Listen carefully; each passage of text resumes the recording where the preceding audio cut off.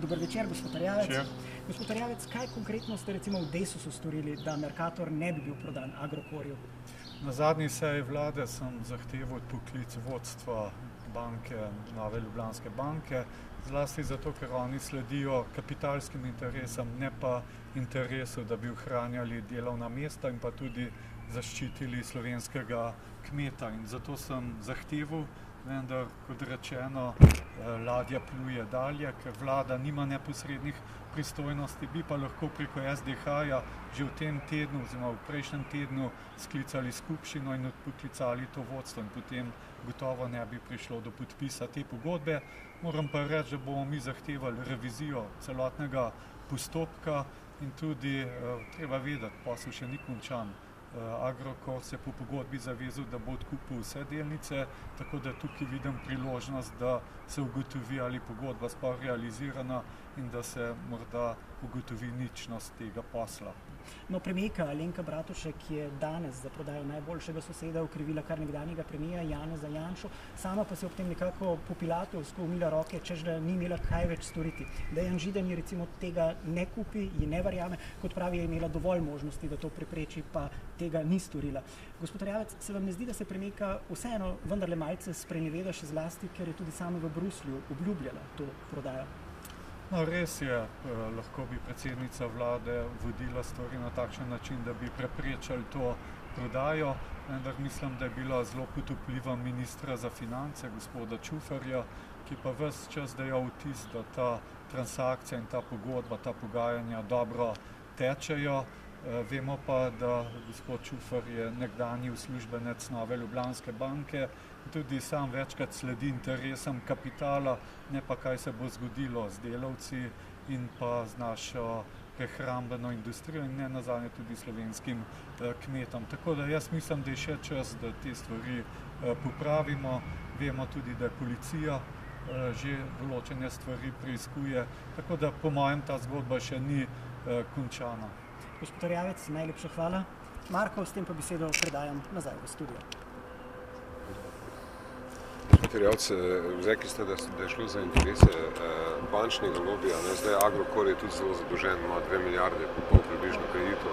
Mislite, da je to v bistvu preseglo, bi rekel, samo slovensko politiko, da gre za finančni posel, ki ima v ozadju kapitalske interese oziroma reševanje Agrokorja? Ja, gotovo so v zadaj širši kapitalski interesi. Vemo, da Agrokor je v hudih težavah in očitno je ta nakup Mercatorja brez denarja, brez kapitala povezan s tem, da bi Agrokor preko Mercatorja reševal svojo slabo finančno situacijo. Tako da jaz mislim, da je treba vse storiti, da ne pride do realizacije te pogodbe. Očitno je tudi kršena. Vemo, da delnica je bila v začetku 220 evrov, potem 120 evrov še lansko leto, sedaj pa odkup se je izvršil za 86 evrov. Tukaj lahko govorimo, da je verjetno tudi prišlo do nekakšnega oškodovanja, zato se načudim, da Nacionalni preiskovalni urad ta posel zelo natančno proučuje. Kaj pa to pomeni v bistvu, recimo, glede na to, da ste zunanji minister za regijo in za Slovenijo pravzaprav? No, jaz se bolj bojim, kaj to pomeni za Slovenijo, zlasti za slovenskega kmeta in za našo prehrambeno proizvodnjo. Mislim, da je to pomembno. Zdaj, kaj to pomeni za regijo? Nič dobrega, ker očitno bo Agrokor skušal reševati svoje težave preko Mercatorja in zopet bo Slovenija tista, ki bo v tem poslu gotovo potegnila takratko.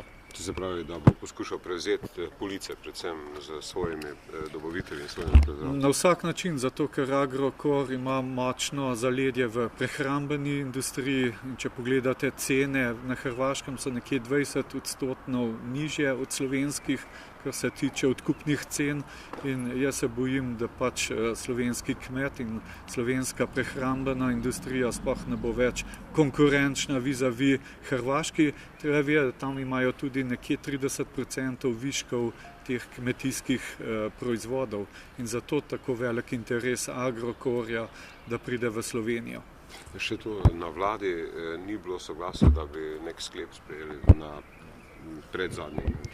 Na predzadnji vladi je bilo dogovorjeno, da bomo dobili poročilo Nove Ljubljanske banke, kako teče ta posel, kakšne so varovalke glede zaposlenih, glede slovenske prehrambene industrije, ampak mi nismo dobili nobene informacije in se pravim, bil sem zgrožen in zahteval, da se odpokliče vodstvo Nove Ljubljanske banke, zlasti zato, ker smo Novo Ljubljansko banko dokapitalizirali z 1,9 milijarde in takšno obnašanje je povsem nesprejemljivo in tudi izjave, ki jih daje zlasti predsednik uprave Nove Ljubljanske banke, da oni morajo zaščititi kapital, ne pa ostalo, da ostalo je stvar vlade in drugih, mislim, da gre za zelo neodgovorne izjave. Hvala lepa. Hvala lepa.